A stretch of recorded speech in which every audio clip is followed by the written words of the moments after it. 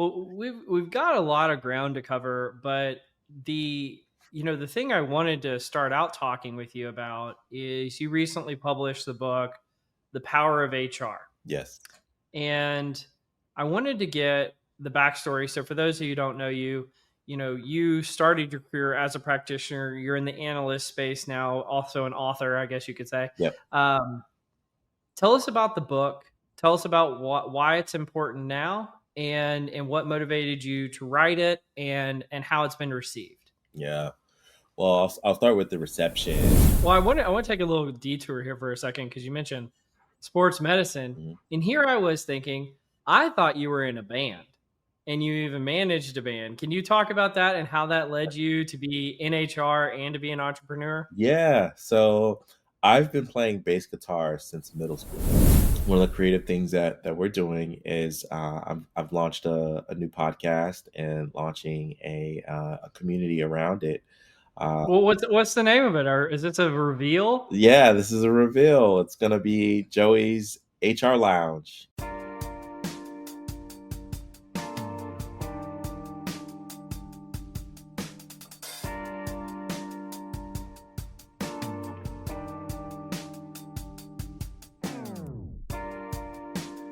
Welcome to Directionally Correct, a people analytics podcast with Cole and Scott, and today's guest, Joey Price, CEO of Jumpstart HR, analyst at Aspect 43, and author of The Power of HR. Hey, Directionally Correct fans, this podcast is dedicated to you to help educate and entertain you on how to effectively do people analytics, workforce planning, talent intelligence, behavioral science, and understand the impacts of AI in the workplace. If you're looking to stay connected to the podcast, make sure to subscribe to Directionally Correct Substack newsletter, where you can read Cole's articles or watch the video of the podcast. You can also see video on Spotify or YouTube, or listen to the podcast on your app of choice. Feel free to check out Cole's new book, People Analytics, and everything else that's going on at colenapper.com. As always, all opinions are our own, and thanks for being a listener. Joey Price, welcome to the podcast. Thanks for being here, man. Cole, man, thanks for having me. You have been one of my favorite people to meet over the last year or so. Just infectious positivity, relentless effort, and uneasy brilliance. So, thank you so much for joining the podcast today. Hey, thank you so much, and I hope that translates well to your audience today. If not, I'm in big trouble. Well, we've got a lot of ground to cover, but the thing I wanted to start out talking with you about is you recently published the book, The Power of HR. Yes. And I wanted to get the backstory. So for those of you who don't know you started your career as a practitioner. You're in the analyst space now, also an author, I guess you could say. Yep. Tell us about the book. Tell us about why it's important now, and what motivated you to write it, and how it's been received. Yeah. Well, I'll start with the reception. It's been really amazing to see and feel the words that you've put on paper and the way that it landed in people's lives. All the way from the pre-published copy and getting it into the hands of some leaders that I admire, and them writing nice things about it without you using ChatGPT. And just to meet different HR professionals when I travel, and they say, "Hey, I've got a copy of your book." That's the most rewarding part for me of this whole process, is that like what I have to say about the HR field makes a difference. It has meaning in folks' lives. Why did I write the book? I wrote it because I wanted to have a positive impact on our field in a way that helps level up the modern day professionals' stature in an organization. Cole, you and I, we are in this analyst space and see the technology and know that for every technology that makes life more efficient or work more efficient, the professionals who deploy those technologies have to level up their ability to be strategic, level up their ability to understand technology's role in business outcomes and their role in business outcomes. And so the power of HR, if I had to define it in a sentence, is, you know, uh, the 5 keys to inspire HR leaders to have confidence, wisdom, and strategy, no matter what situation is presented to them at work. So what are those 5 keys? Oh man, I'm gonna tell you get the book. I'm gonna tell you get the book. But Do you no, have like one of them? Maybe first taste is free. What's one key that they could take away? yeah, I'll give a few. I'll give a few. So, Okay. the first one is own your expertise, right? Okay.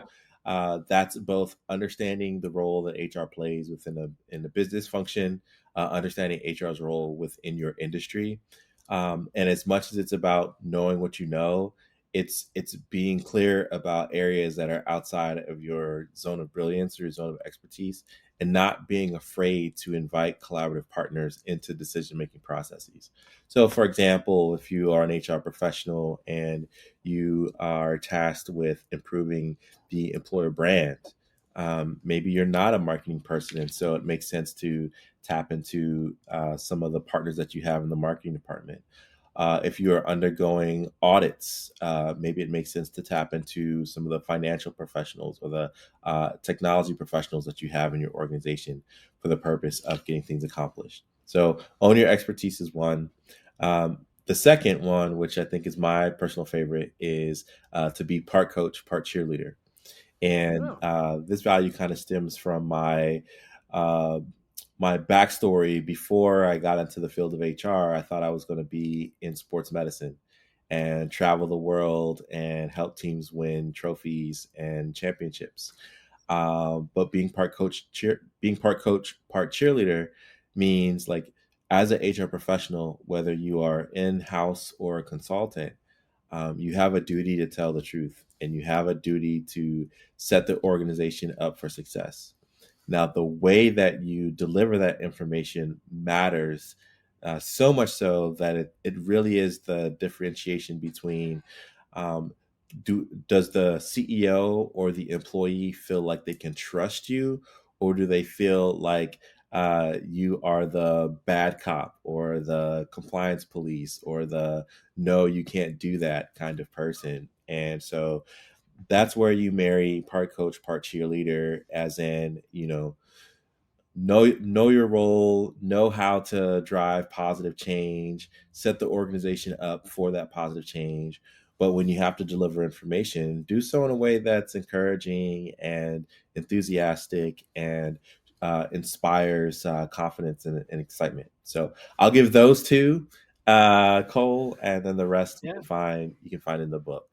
No, that's perfect. Well, I want to take a little detour here for a second because you mentioned sports medicine, Mhm. and here I was thinking, I thought you were in a band, and you even managed a band. Can you talk about that and how that led you to be in HR and to be an entrepreneur? Yeah, so I've been playing bass guitar since middle school.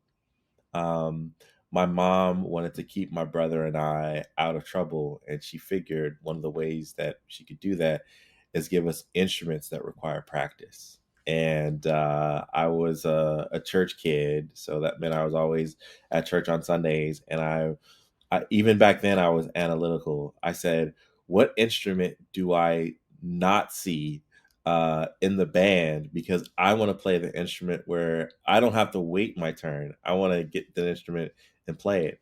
And I never saw anyone playing bass guitar, so that was the origin story of me playing bass. But over the years, I got progressively good, progressively interested. And have traveled the world playing bass guitar. Played at the Kennedy Center. Have done a demo for my band in college. We did a demo in Nashville, Tennessee, and I approach business similar to being in the band and managing the band, in that, whatever goal we're trying to accomplish, a, let's have fun while we're trying to do it, but b, recognizing the creative strengths and limitations of members within our team. And I'm sure you could, riff off of it from a people analytics standpoint about understanding capacity and potential for growth. But the lessons that I've learned being in my band for many, many years taught me just, rehearsal was incredibly disciplined. So we would start just, going over our set, but rehearsal didn't finish when we ended a song. Rehearsals finished when we knew we couldn't get that song wrong. And Oh, there you I go. just brought that level of passion and commitment to getting things right. Not in a perfectionist standpoint, but Mhm. like just making sure a certain level of excellence. And I try to inspire that with my team. I try to attract team members who also carry that commitment to excellence. And yeah, like I said, just have fun at what we're doing. I love that point about practicing till you can't get it wrong. Hmm. I've always told people it related to imposter syndrome. So a lot of people say they feel like imposters, and I said, when you'll never feel like an imposter is if you've done something so many times that you're bored by it. Right. Yeah. And so it's kind of to get the reps in. And so if you're like, I come from people analytics, I'm always talking to analysts who are analyzing data and, having to present it out the results. I'm like, if you've analyzed the data so backwards and forwards that you're bored by it, Hmm. now you're ready to present to the executives and you will not feel like an imposter because you are the world expert on that. Right. And so I think I love that kind of that notion behind it. But maybe we come back to the book for a minute. Um, you know, and one of the beautiful things about writing a book, so I've recently published one, is there's just like really nice community of authors that I didn't know existed, and they're just super, supportive and just like, and so I'm loving being a part of it. But like, what did you go through when writing the book, and what was it like when it came out? Man, writing the book was the classic hero's journey of, uh, boy sees mountain, boy must slay dragon to reach mountaintop. Yeah. Boy meets wizard who helps guide through the journey. Um, but writing the book wasn't the start of the journey. It was actually pitching the book. Pitching the book Oh. idea was the start of the journey, and I hired a coach. He was a really great coach. Helped me understand book proposals in a way that made me realize that proposing a book is just like pitching a business to an investor because they're very similar. If you're going to go the traditional publishing route and you want to have someone co-invest in your future, you've got to show them that you understand your subject matter, that you're the right person to deliver the message, and that you have the commitment to see this through to the end. And so, to me, that was the most strenuous process. But to your point about like practicing until you can't get it wrong when you're presenting to an executive board, having to refine my proposal and having it be rejected by places where I thought it would end up, but ultimately landing in a really great home that was perfect for the goals of my book. It was very rewarding. So pitching was the hard part. Next came acceptance and writing. So the writing, I believe I Mhm. started writing the book in January of 24. And then I had to submit my manuscript by July of 24. So I had like 7 months to write the book. Yeah. And it was uh it was interesting trying to write a book while run a business, while be a dad, while be a husband, while be a pet dad. A lot of competing priorities. So part of writing the book was, stealing away moments when I can to organize the sections of my book and confirm interviews of subject matter experts that I wanted to add in the book, and like filing away documents that I would want to reference. But the bulk of the writing actually happened when I tell my wife and say, "Hey, I need 2 days to go away and just work on the book from sun up to sundown." and then I'll come back and I won't be as stressed out because I've advanced my word count goal. So I did quite a bit of those through that process. And what it taught me was, you can juggle many different priorities as long as you put them in the right places. Uh, so it was a rewarding process, and it was great to meet some of the subject matter experts that I interviewed for the book. But writing it was a journey in discipline, a journey in commitment for sure, and uh, I think that's why traditional publishers look to people who are committed to see it through the end. Because I don't know about you, what your word count goal was, but mine was like 70,000. And I don't know that Yeah, I think mine was 80. I don't know why I think they just picked that arbitrarily. yeah, well, something of that number where I haven't written that much since college. And Yeah. so you have to remind yourself that, like, I signed up to write and see this through to the end. Also, I'm not alone because I had a good developmental editor that I could write a bit, send it to them. They give feedback, write some more, send it to them. So I just knew I had to cross the word count finish line, and they would tidy it, make it pretty, make all the pieces align. So the writing journey was a lot of it was on my shoulders, but I didn't feel like I was alone because I had the editing partners. I love that. Mhm. Did you sell all of them in the first week it came out? Man, there's no such thing as all. It's selling books is both a journey and a sprint, or sorry, a marathon and a sprint at the same time. But there's one author. Her name is Dr. Ruth Gothian. Mhm. She told me the best advice ever. She said, Joey, every day, treat every day like it's book launch day. And Oh, wow. that's how you keep the book top of mind with your audience, top of mind with conference planners. And so I always try at least once a week, I'm talking about my book in some capacity on LinkedIn or on social media elsewhere to help drive that engagement. But it did sell pretty well. We hit a bestseller list on one of those niche categories in Amazon, and Mhm. recently it won an award for a distinguished winner for this New York independent author list that the book was submitted for. So I'm happy. Yeah. There's Well, congratulations on that. That's awesome. Thank you, thank you. My first royalty statement came in, and Hey! yeah, it lets you see, how well your book sold in the first 3 months. And my book far exceeded in the first 3 months what the average book sells in its first year. So I always want to Congratulations. beat the That's median, awesome. right? Thank you. I always want to beat the median, and we did it. We did it.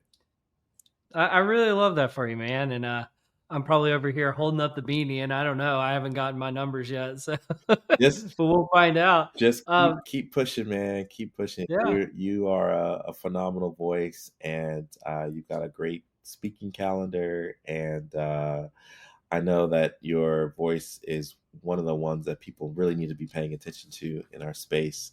So I'm sure you'll do well. I'm sure you'll do well.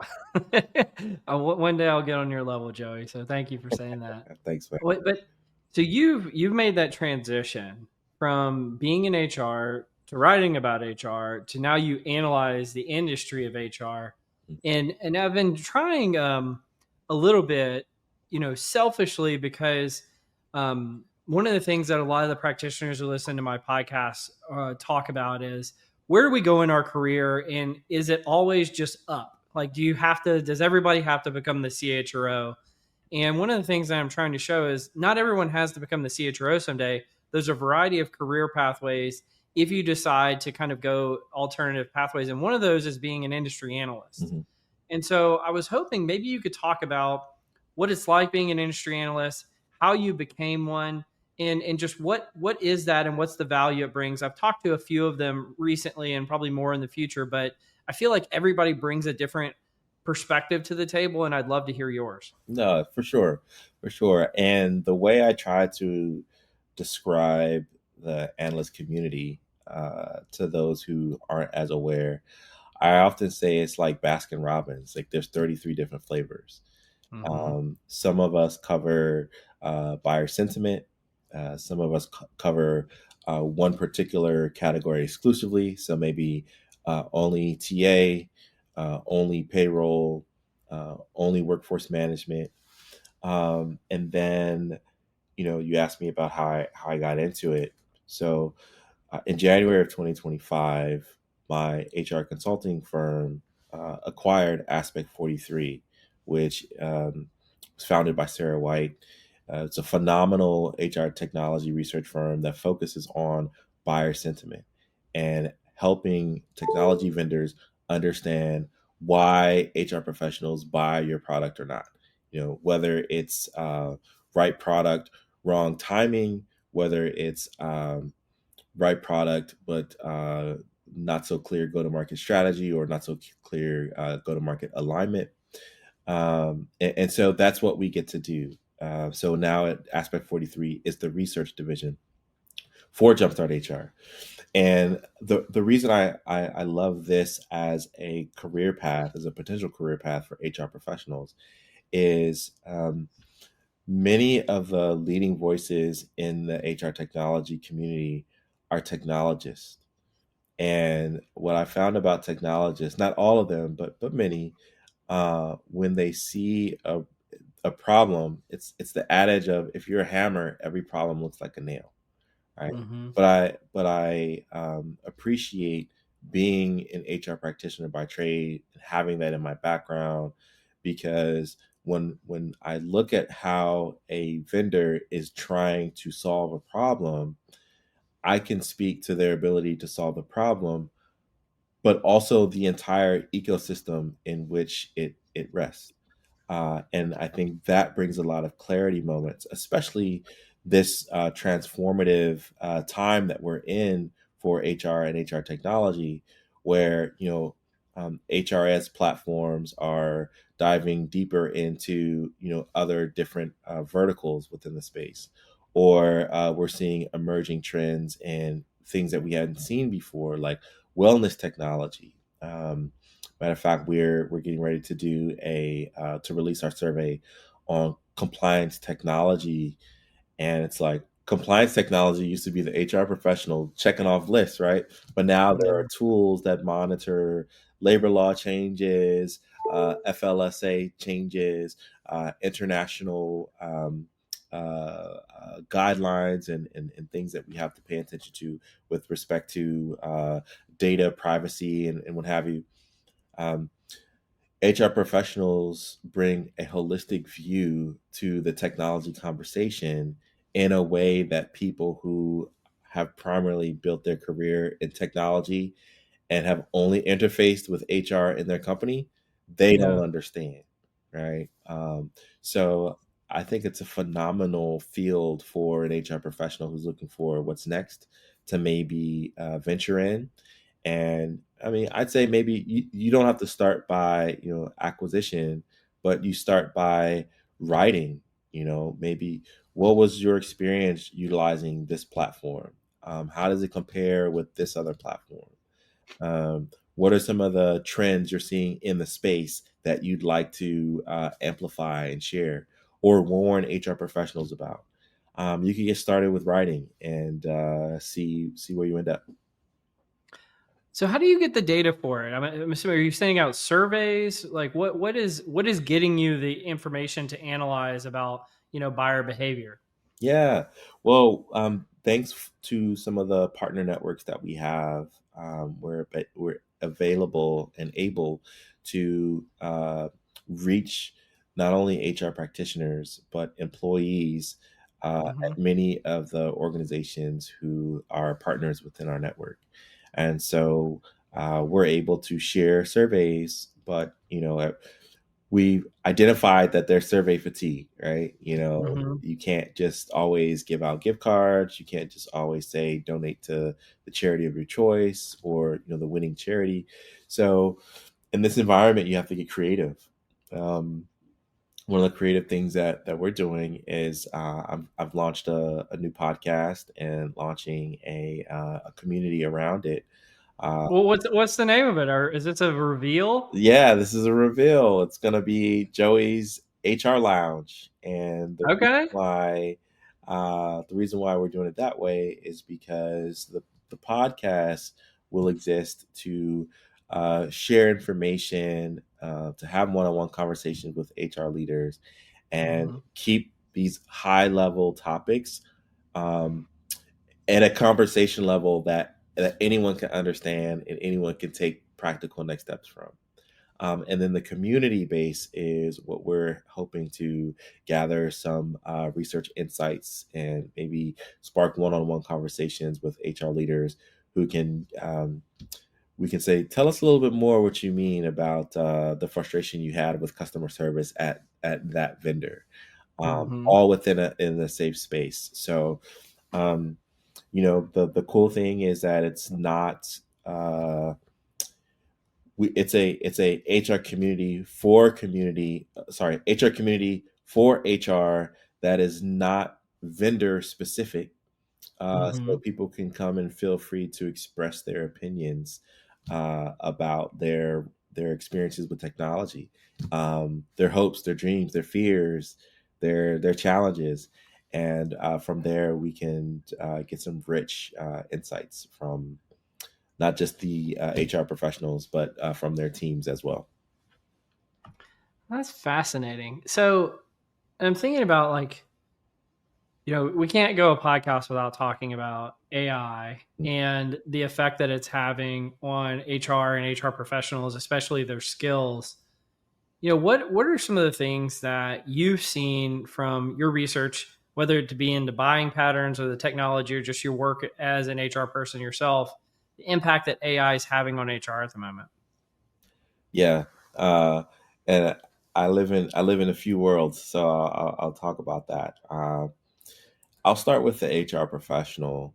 Um, recently I gave a closing keynote at a local conference, Hmm. and I got there early. I always try to get early to a place and get a feel for the crowd and what topics are they talking about during the day, so maybe I can give kudos to the other speakers and reference some of it in my chats. Hey, you're running it like a band. You're doing a sound check That's before it. the event. Yeah, That's I it. love Yep. Sound check. Meet the fans so they don't storm out and or throw tomatoes at you. Like I want people to like me. Okay, so I gotta show it. up Yeah. ready. But I got in there early, and the topic at hand was active listening, Hmm. and it made me nervous. It made me very nervous because knowing what I know about what employees consider important, what CEOs and CFOs and CIOs and COOs consider important, um, I thought to myself, these HR professionals are taking time off of their workday to learn skills that hopefully will advance their career. Hmm. And the topic of the moment was active listening. And I was like, oh, that's interesting. It's not a bad topic in and of itself, but to be honest, I was a little disappointed because I was like, I have to tell these people the world that they actually live in, and it's a one where technology, and more specifically and directly AI, is disrupting your job. It's disrupting your team. um, there's a reality that will play out in the future where a CEO says, hey, I know our HR department is 10. How do we run this with these tools in 7 or these tools in 5? And it's not as cut and dry as that. But the reality is, like, your CEO isn't going to care if you're active listening.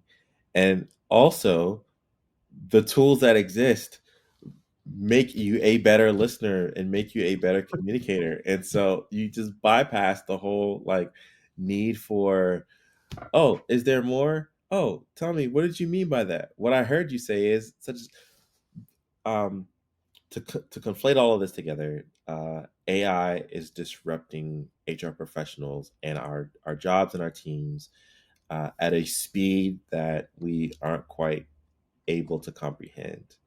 Um, the releases that are happening with technology that is already in our space. I'm not talking about like new tools to go out and buy, but your payroll software, your recruiting software, your applicant tracking software. The features are going to maximize your ability to do things quickly.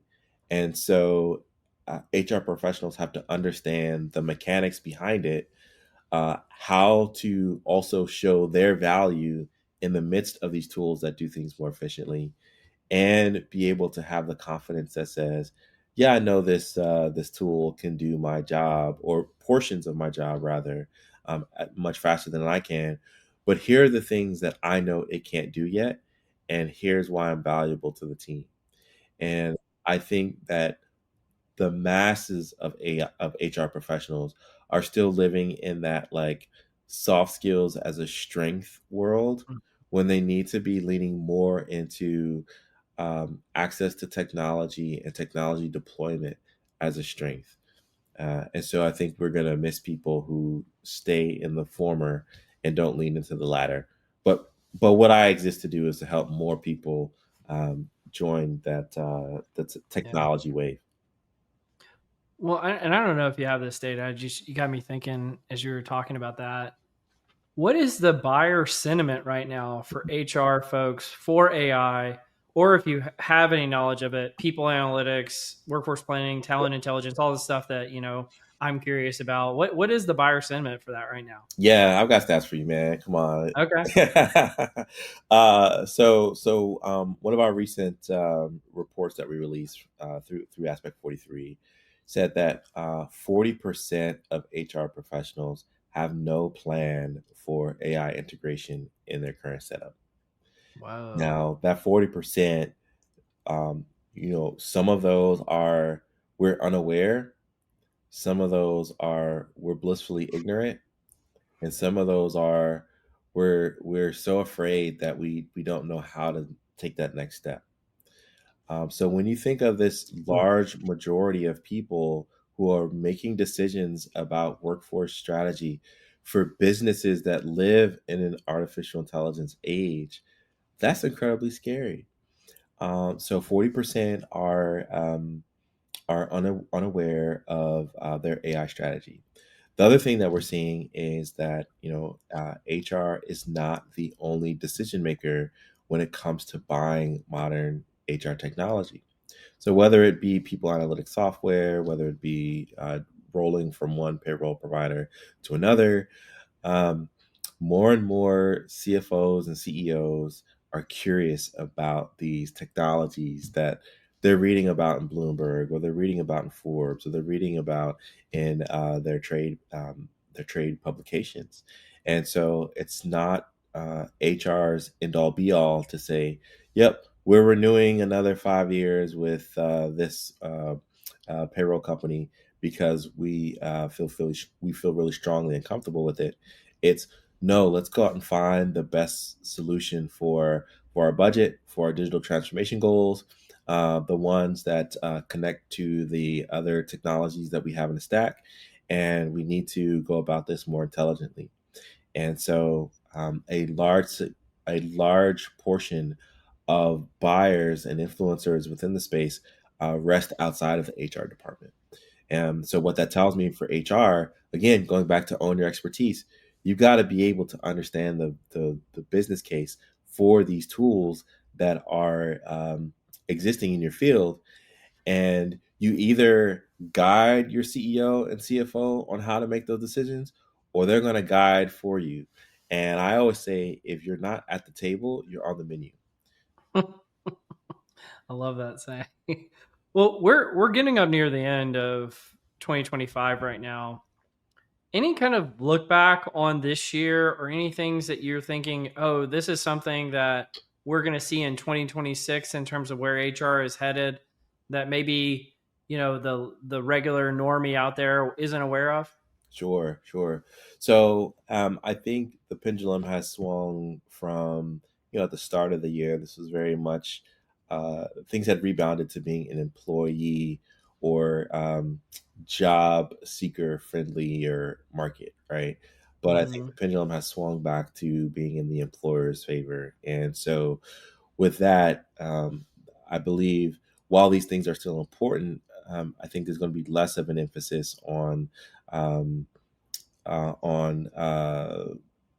things like salary increases, bonuses, recognition, um, those pieces, unless you're able to tie them to the strategic goals of your business.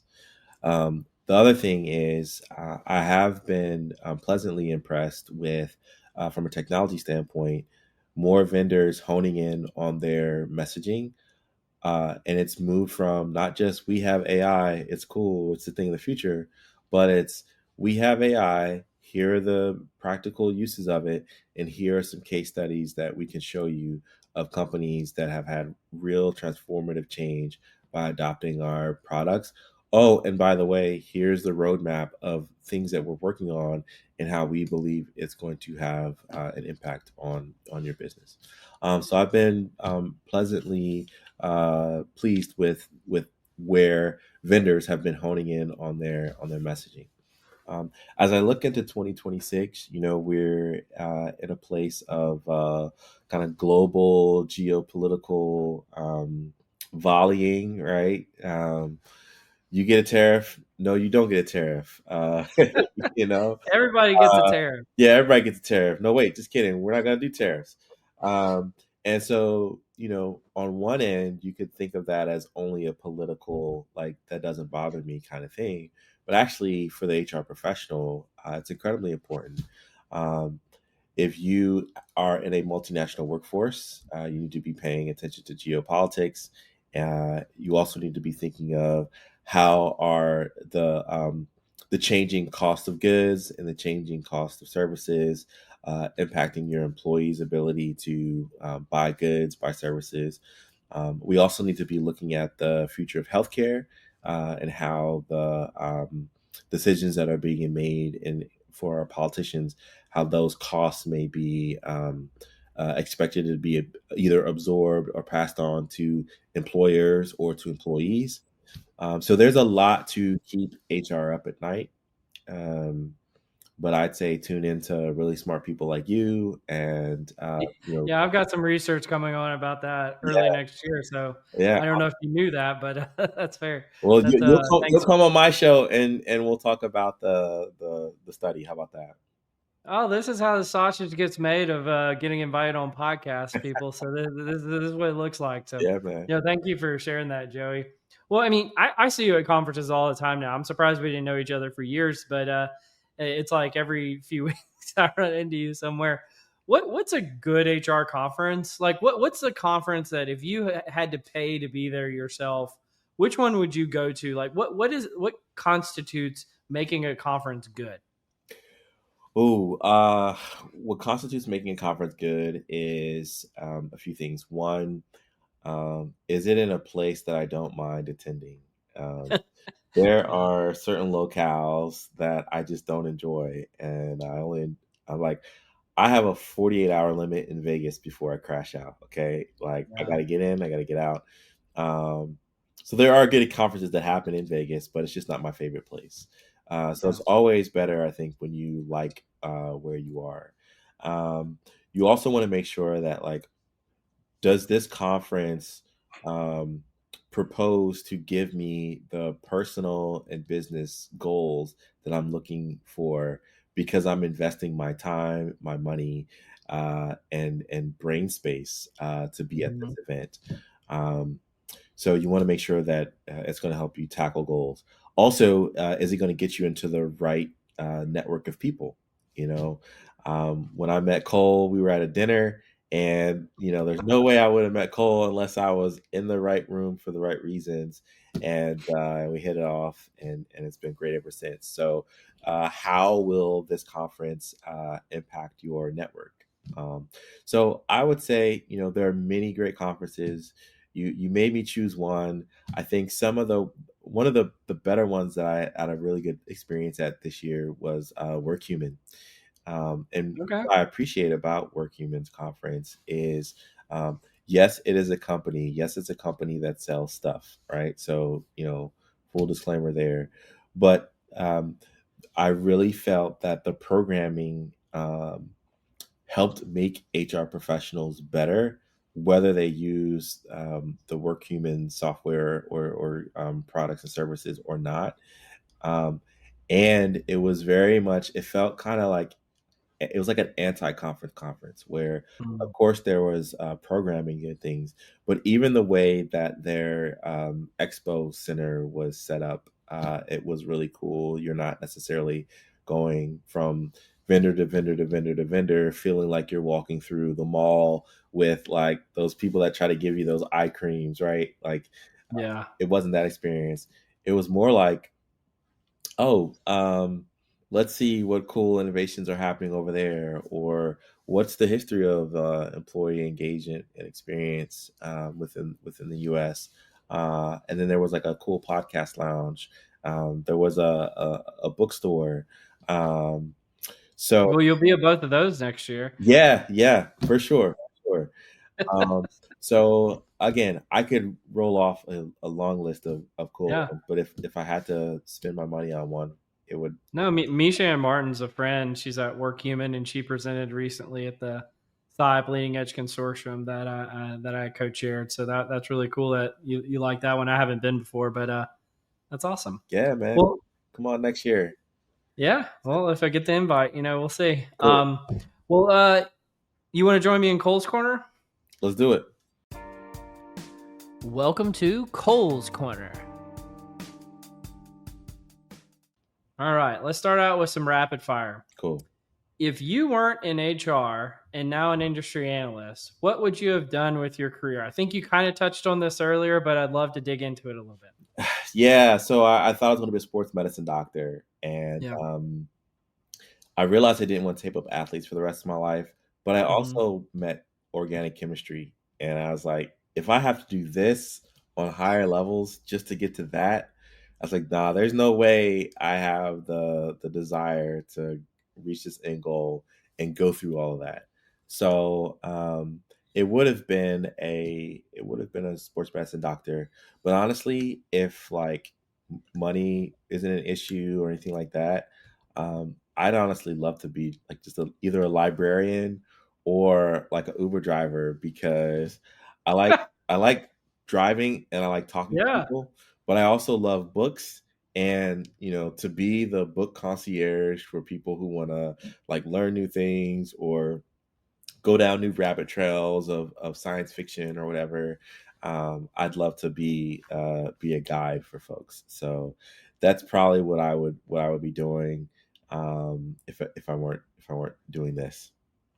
I love that. I love that answer. I mean, it's just like you know yourself, and I think that's like a famous philosophy, like know thyself first or something like that. So that's amazing. Well, but what about Um, you though? What would you do if you weren't Cole, Mr. People Analytics? What would you be? Hey, I'd go back and be your first job. I would be in a band, Nice. going around traveling. I think it'd be fun to be in the band. I think it's fun to be like in the business of the music industry too. I think that would be cool if it were like still booming like it was in the past. Yeah. I don't know. That would be a lot of fun. But yeah. Hi, I'm George LaRock, and I'm looking forward to exploring the critical trends shaping the future of work and technology with you over on the Work Tech podcast. Now, this podcast is a little different. I bring together industry leaders, innovators, and investors, and we go deep into market intelligence that matters to HR pros and tech providers alike. So give the Work Tech podcast a listen here on the Work Defined Podcast Network, and please subscribe if you like it. See you there. Well, what's the place you've never been to that you most like to go and why? Oh man.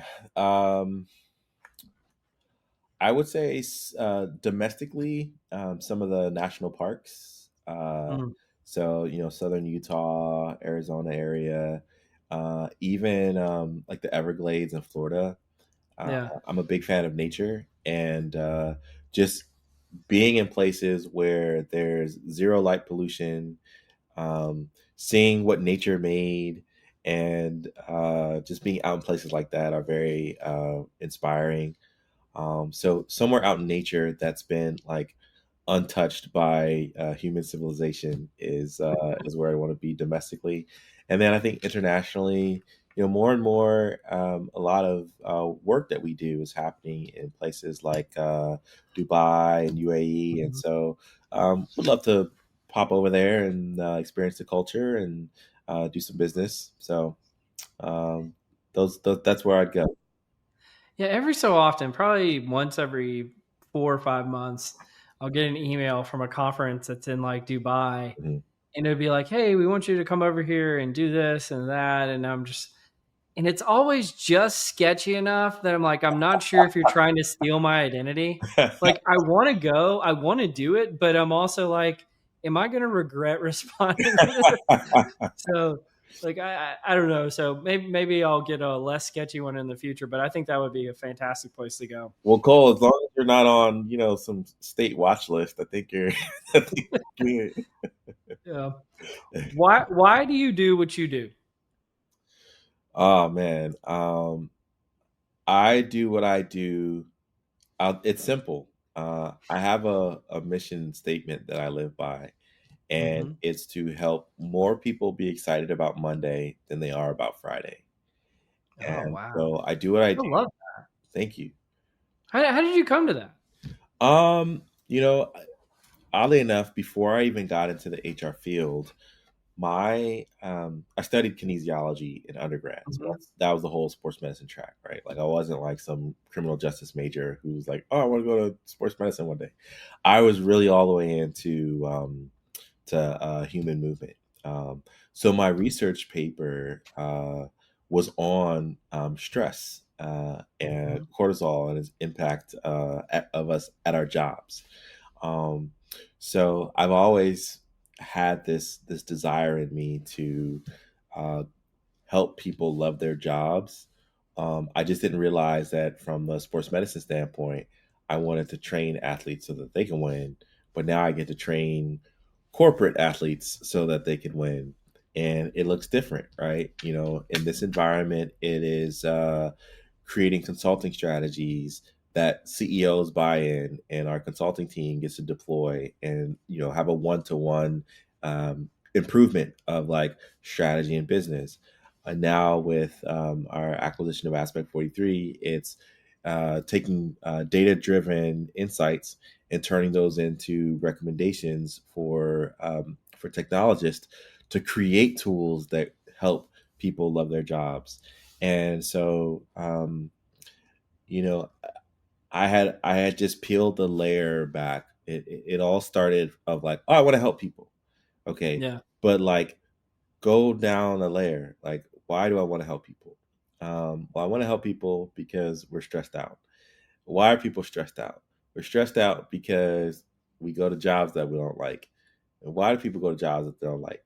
Well, it's because they have to pay bills and they have to have a life for their family, so on and so forth. So I was like, well, if I can get to the deepest layer of the onion of like why I want to be helpful, it's ultimately because we spend so much time at work that there's a happy medium of like the mental stress that we should have at work, and then the fair and equitable compensation that we should have at work, and the intrinsic value that we receive from work, because we're all giving 8+ hours a day, 40+ hours a week to advance the organization.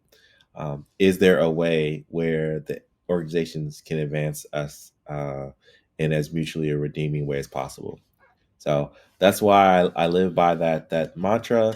And so everything that I do or that I'm a part of, I have to ask myself, does it help move the needle in that area? And so Yeah. that's why I do what I do. I love that. I really like it. Mm, All right, I got one big question for you. cool. So you wrote the book on how to make an impact on organizations using HR. What is the best way to make an impact? And what do you know about making an impact using HR that no one else knows about or that you're most hesitant to share? Oh, you want me to share my secrets, huh?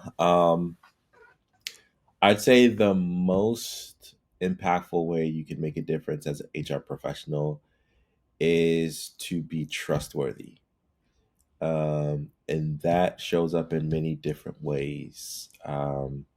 Trustworthy to the CEO is like, What does it mean, Joey? Because like this is like you going to that conference and hearing people talk about active listening. yeah, When you tell me it's be trustworthy, yeah, I'm like, okay, but what's the secret insight there? yeah. No, I appreciate that because you want to be the advisor. You want to have the ear of the CEO that says, "Hey, I'm laser focused on this vision, and this is how I want to get there." Right? Mm-hmm. If you are the HR professional, the senior most HR professional in the organization, and you cannot influence that CEO's perspective, then you are not living at the highest level, like the pinnacle of being in Yeah. HR. And so the way that you arrive at that pinnacle is being trustworthy. So that means, there may be some behind closed doors conversations that you're privy to that you have to like walk out of it, you know, protecting the best interest of the CEO while also not being afraid to speak up and say, hey, here's why we should drive this way versus that way. Here's the data that supports going this way versus that way. So trustworthy is an umbrella, but it's a mutual exchange of like, the CEO can trust that you understand their motives, you understand the direction you want to take the business, that they want to take the business in, and you understand why that's important to them and to the shareholders and so on and so forth. But it's also,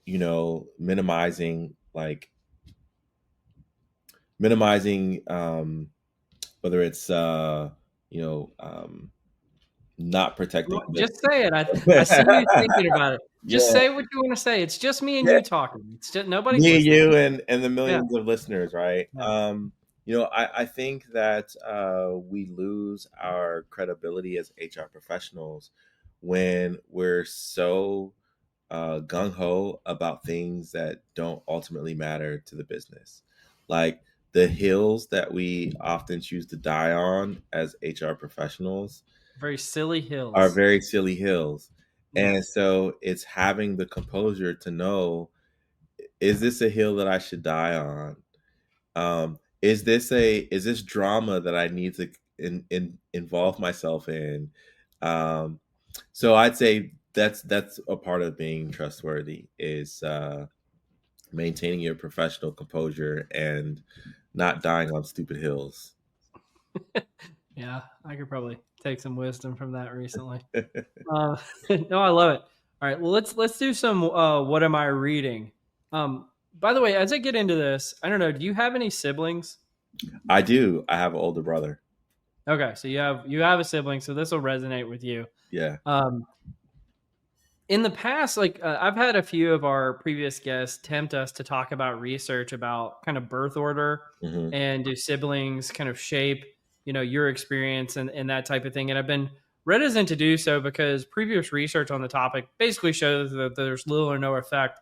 However, there's been this recent study that came out um, of 700,000 adults Hmm. and asking them to take what's called the Hexaco personality model, which is essentially the big five with honesty, humility added into it. Hmm. And what they found is that they're contrary to prior research, that birth order actually does have an impact on your adult personality. Hmm.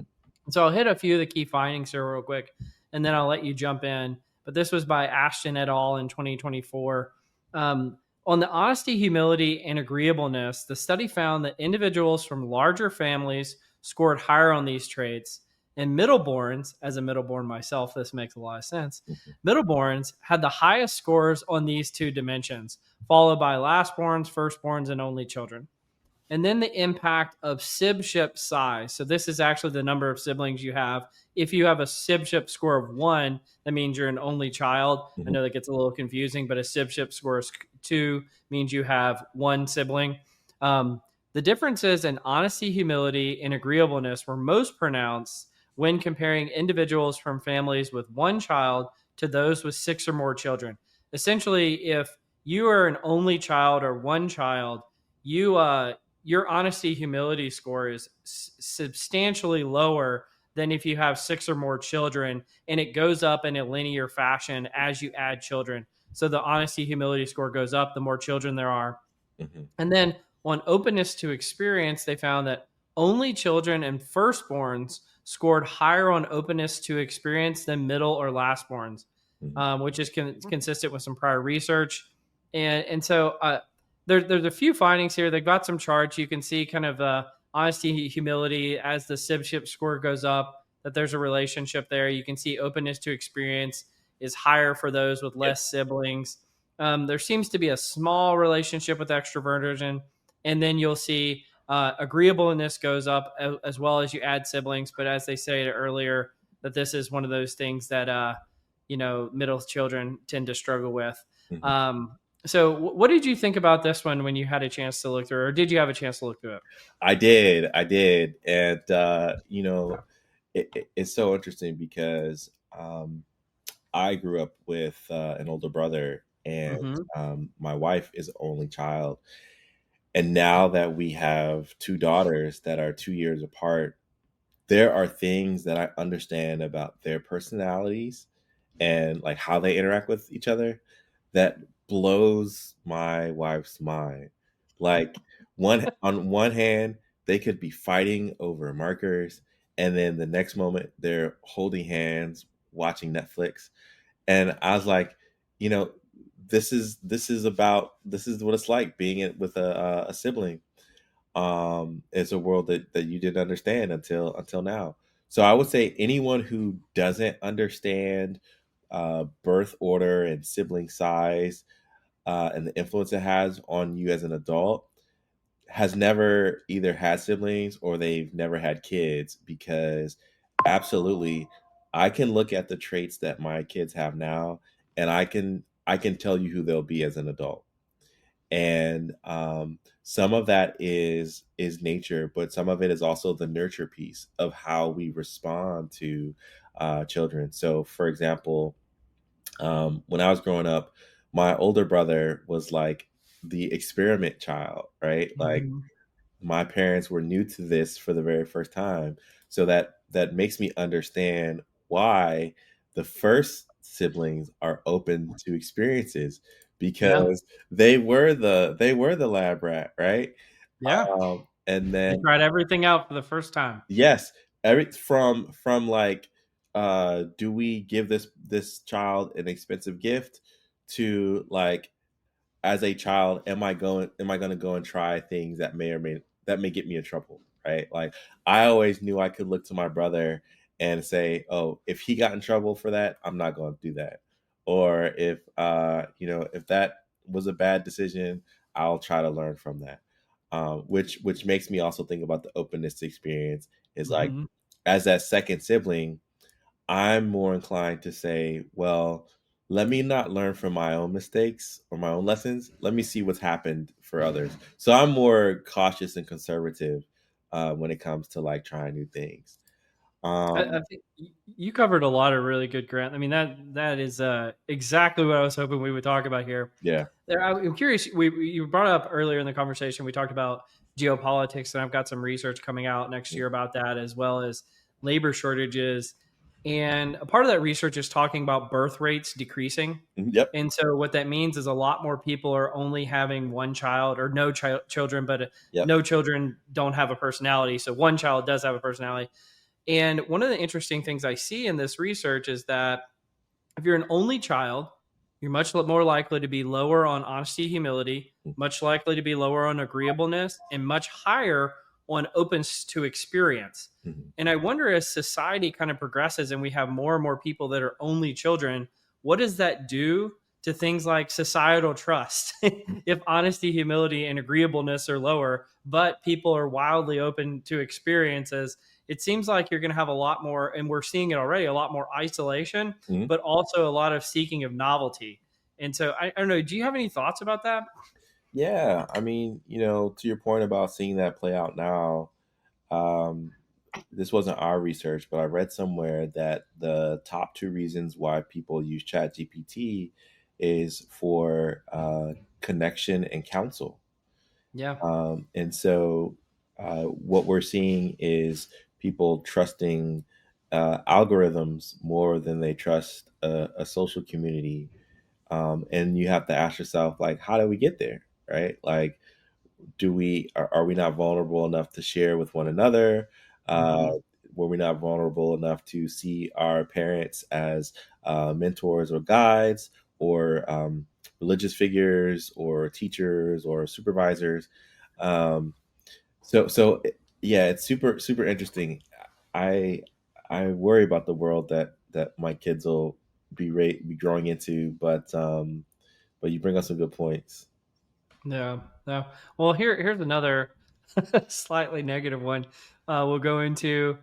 This is a recent article called by Bradley Wilson called "Are We Witnessing the Disenfranchisement of the White Collar Worker?" Hmm. And so one of the things he talks about is if you look at kind of the macro data on workers, it's actually frontline workers for one of the first times in a long time are starting to see higher levels of engagement Hmm. across the base of work. But the divergence is happening with white collar workers, which are seeing declines in these double digit drops in confidence in senior leadership, feeling valued and believing their opinions matter. Hmm. And he goes into a few of the possible drivers behind this decline.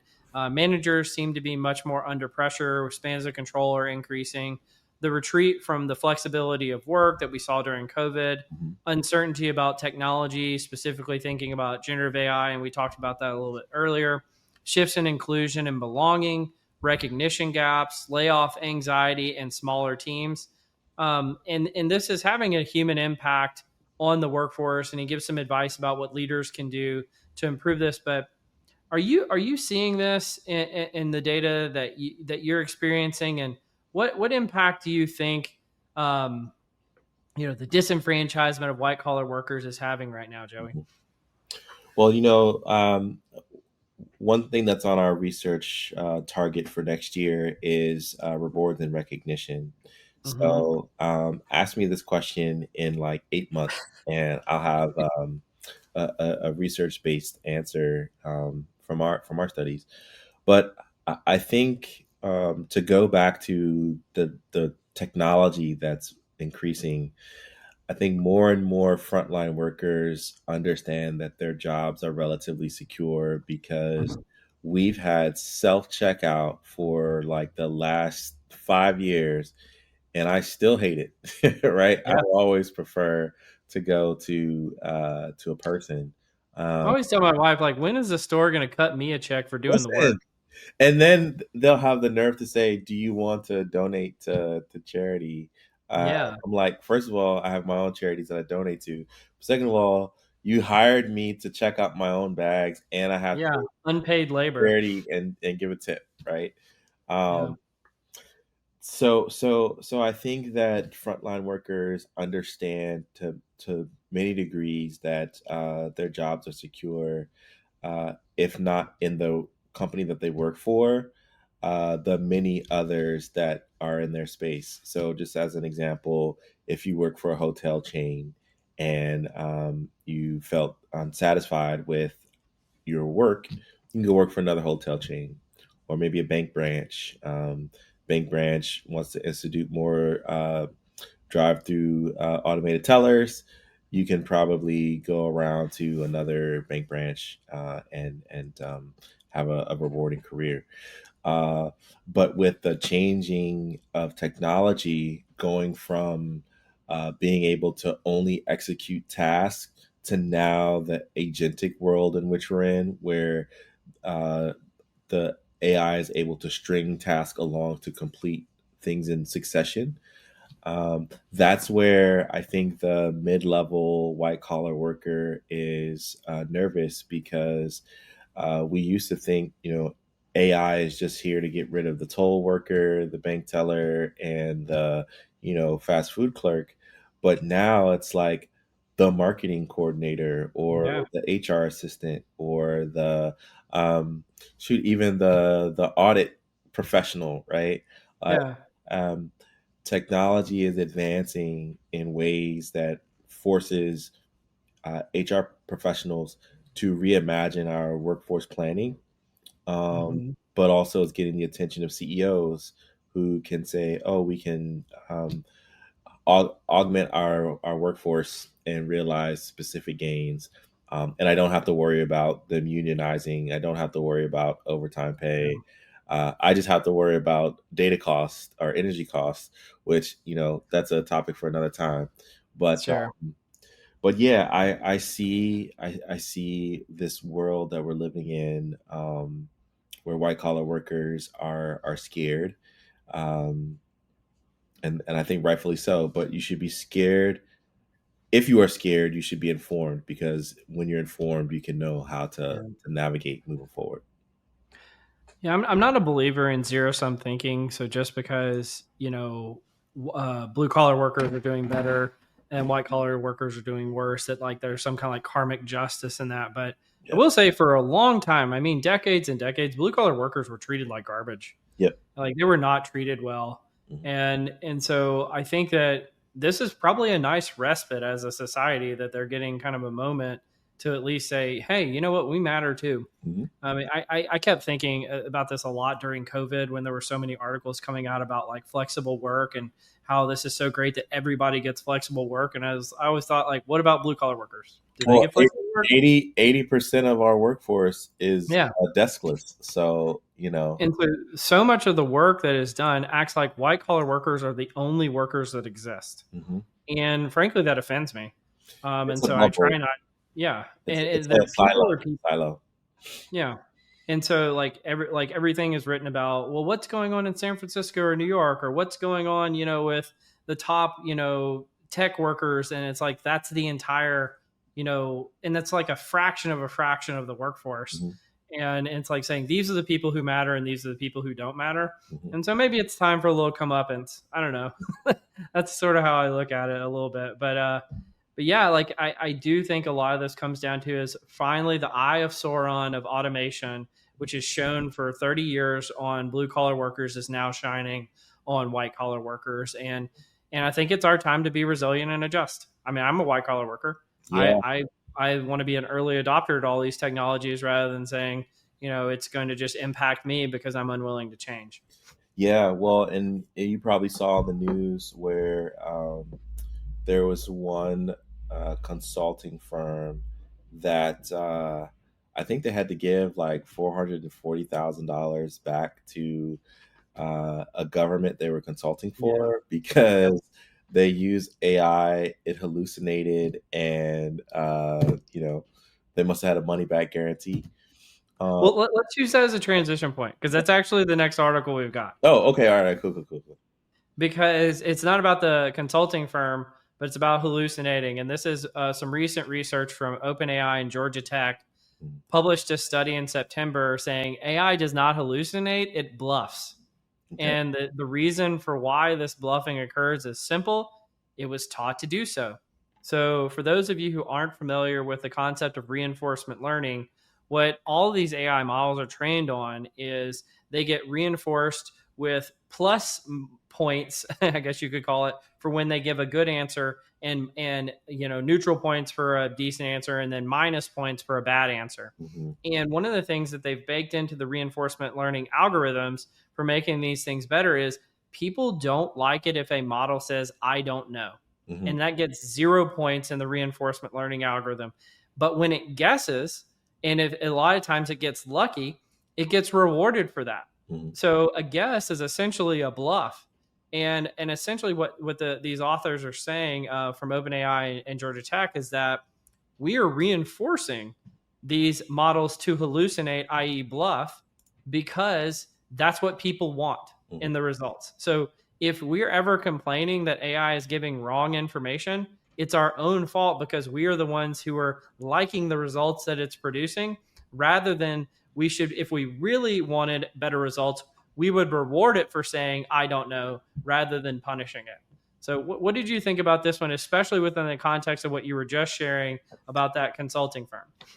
Yeah, yeah, because it was the consulting firm a couple weeks ago, but it was the attorney who went to trial with Mm-hmm. erroneous case study, months ago, and quite frankly, it could be any industry, any reason, tomorrow.